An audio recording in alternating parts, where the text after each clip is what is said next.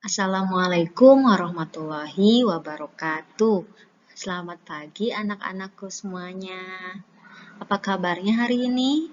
Semoga kalian semua sehat selalu. Nah, anak-anak, sebelum kita mulai pembelajaran hari ini, marilah kita berdoa terlebih dahulu.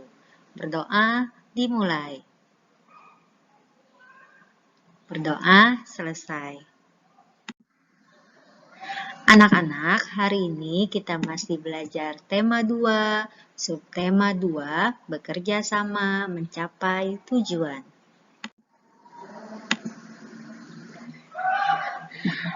Kerjasama merupakan hal yang sangat penting dalam mencapai tujuan sebuah kelompok.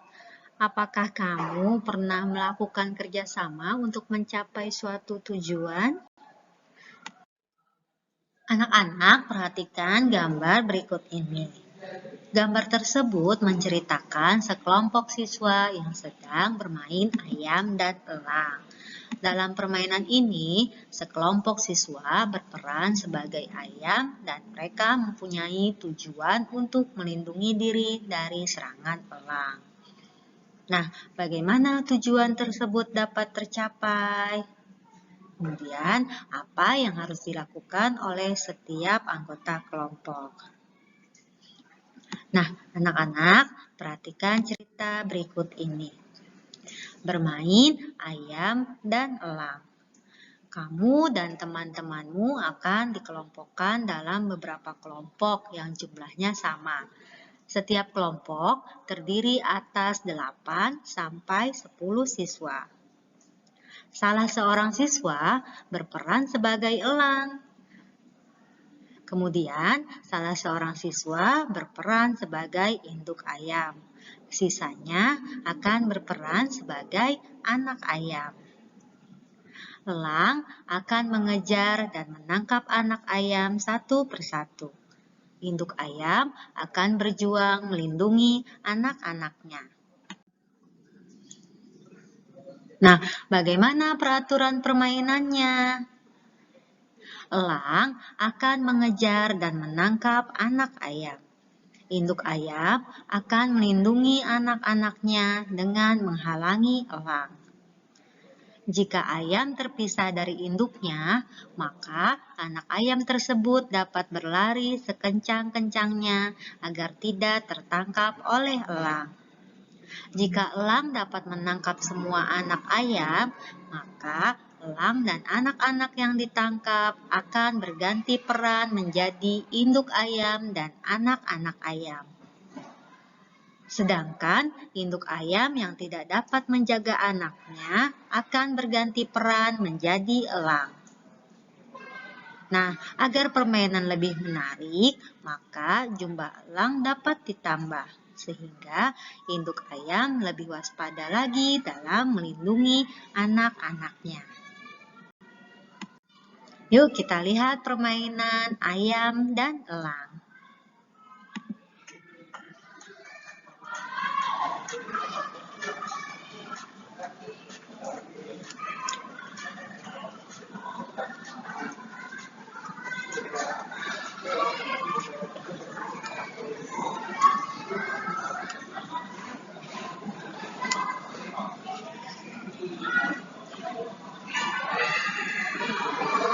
Nah, anak-anak, seperti ini ya cara permainan anak ayam dan elang.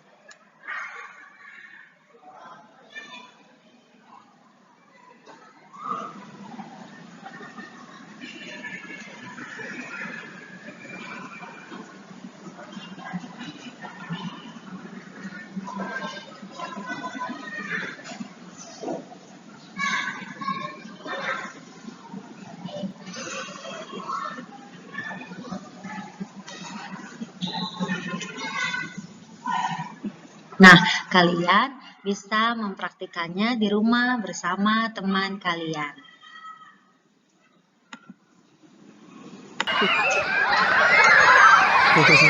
Awas, awas, awas. Ikut cepat, ikut cepat, ikut cepat, ikut cepat, ikut cepat, ikut cepat. Ikut cepat. Balas, balas, balas, balas, ayo. Balas, balas, balas.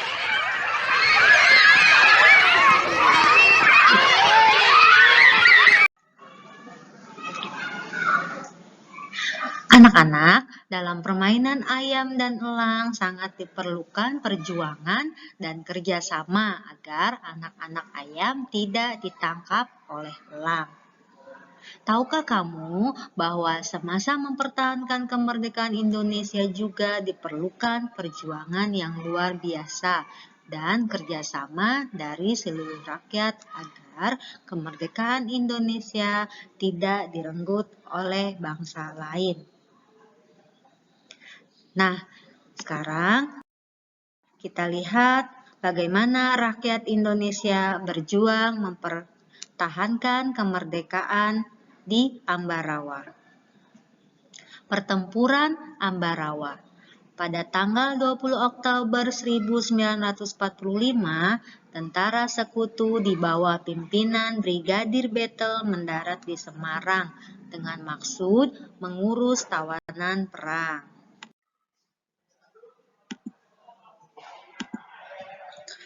Kedatangan sekutu diboncengi oleh Netherlands Indies Civil Administration atau NICA.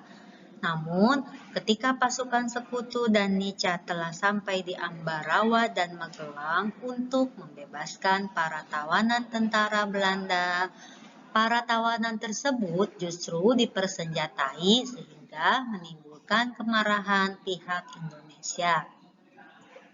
Pada tanggal 26 Oktober 1945 di Kota Magelang terjadi pertempuran antara pasukan Tentara Keamanan Rakyat atau TKR dengan pasukan gabungan Inggris dan NICA.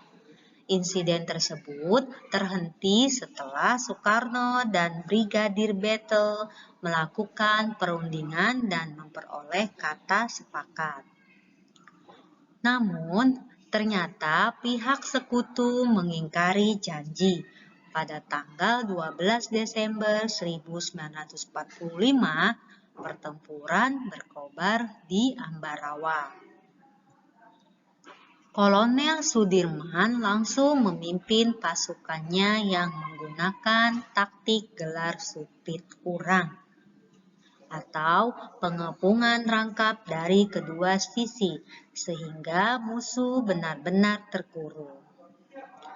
Setelah bertempur selama 4 hari, pada tanggal 15 Desember 1945 pertempuran berakhir. Indonesia berhasil merebut Ambarawa dan sekutu dibuat mundur. Kemenangan ini diperoleh berkat kerjasama dari seluruh rakyat Ambarawa.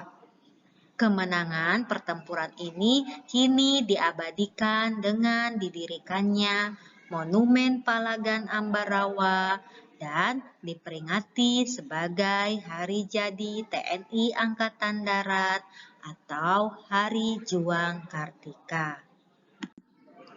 Nah, anak-anak, setelah membaca teks di atas tadi, lengkapi peta pikiran berikut dengan menggunakan kalimat efektif. Di sini, Ibu mempunyai kalimat tanya apa, mengapa, siapa, bagaimana, kapan, dan di mana. Ini merupakan kalimat tanya. Perhatikan ya. Apa? Pertanyaannya, apa yang terjadi pada peristiwa pertempuran Ambarawa? Pertempuran Ambarawa antara Indonesia dengan Sekutu dan NICA. Kemudian, mengapa? Pertanyaannya, mengapa terjadi pertempuran Ambarawa? Karena para tawanan dipersenjatai, karena sekutu mengingkari janji. Ketiga, siapa? Pertanyaannya, siapakah yang bertempur pada pertempuran Ambarawa. Tentara Sekutu, Nica, TKR, Indonesia. Yang keempat, bagaimana? Pertanyaannya, bagaimana Ambarawa berhasil dipertahankan? Kita lihat, Indonesia berhasil membuat Sekutu mundur sehingga Ambarawa berhasil dipertahankan. Yang kelima, kapan? Pertanyaannya, kapankah terjadinya pertempuran Ambarawa? Pada tanggal 12 hingga 15 Oktober 1945. Dan terakhir yang keenam, di mana? Pertanyaannya, di manakah pertempuran Ambarawa terjadi? Di Ambarawa. Nah, anak-anak, itulah tadi peta pikiran terkait dengan peristiwa pertempuran Ambarawa. Pertempuran Ambarawa merupakan salah satu pertempuran yang sangat bersejarah dalam upaya mempertahankan kemerdekaan Indonesia. Tentunya pertempuran tersebut memiliki sejarah bagi seluruh rakyat Indonesia. Anak-anak, tahukah kamu bahwa untuk memenangkan pertempuran di Ambarawa diperlukan kerjasama, persatuan, dan taktik agar bisa menang? Saya setuju, ternyata prinsip kerjasama, persatuan, dan taktik juga diperlukan hewan dalam menyesuaikan diri dengan lingkungannya. Nah, bagaimana hewan menyesuaikan diri dengan lingkungan? Yuk kita simak. Tahukah kalian bahwa beberapa hewan menggunakan prinsip kerjasama, persatuan, dan taktik agar dapat menyesuaikan diri dengan lingkungannya? Ada hena adalah contohnya. Salah satu cara yang dilakukan hewan ini agar tetap bertahan hidup adalah dengan bersatu dan bergerombol. Hena adalah hewan paling pintar di dunia. Apakah ada anggapan bahwa simpanse, anjing, atau lumba-lumba adalah hewan terpintar saat ini?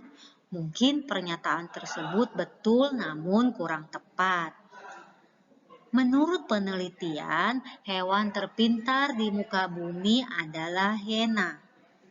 Dr. Sarah Benson Amran dari University of South Andrews mengatakan bahwa hena adalah hewan terpintar karena binatang tersebut dapat mengatasi masalah secara naluri dan juga berhitung. Dalam penelitiannya, Sarah berhasil menyimpulkan bahwa tingkat kepintaran seekor hewan ditentukan dari cara mengatasi masalah. Hena mempunyai strata sosial lebih tinggi dari jenis lainnya dan dapat mempertahankan wilayahnya dengan memanggil rekan-rekan mereka. Hena akan mengusir hewan lain yang masuk ke wilayahnya dengan cara bergerombol. Hewan ini dapat menghitung jumlah penyusup di wilayahnya dan dapat memperkirakan berapa rekan yang harus hadir untuk mengusirnya. Hena mempelajari cara untuk mengatasi masalah dari kesalahan dan percobaan. Nah, anak-anak, Ibu mempunyai sebuah pertanyaan. Bagaimana cara hena mempertahankan diri dan wilayahnya? Jawabannya, Hena akan memanggil teman mereka lalu mengusir hewan lain yang masuk ke wilayahnya secara bergelombol. Yang kedua, apa perbedaan Hena dengan hewan lainnya dalam mengatasi masalah? Jawabnya, Hena mampu menghitung penyusup di wilayahnya dan memperkirakan jumlah rekan yang dibutuhkan untuk menghadapinya. Nah, kamu tadi sudah mengetahui bagaimana Hena mempertahankan diri. Sekarang kita akan cari tahu bagaimana cara hewan lain beradaptasi. Cara adaptasi hewan dalam melindungi diri. Yang pertama ada kamuflase atau belalang sembah. Hewan ini menyesuaikan diri dengan kondisi tempat yang sesuai dengan tubuhnya. Misalnya belalang daun dan belalang sembah. Belalang sering hinggap pada daun untuk menyesuaikan warna dan bentuk tubuhnya. Yang kedua, ada mimikri. Bunglon menyesuaikan diri dengan mengubah warna kulitnya sesuai dengan tempatnya berada. Misalnya, ketika bunglon berada di batang kayu, warna kulitnya berubah dari hijau menjadi kecoklatan dan kehitaman atau sebaliknya. Perubahan warna ini membuat bunglon mampu membaur dengan lingkungan. Kemudian yang ketiga ada autotomi.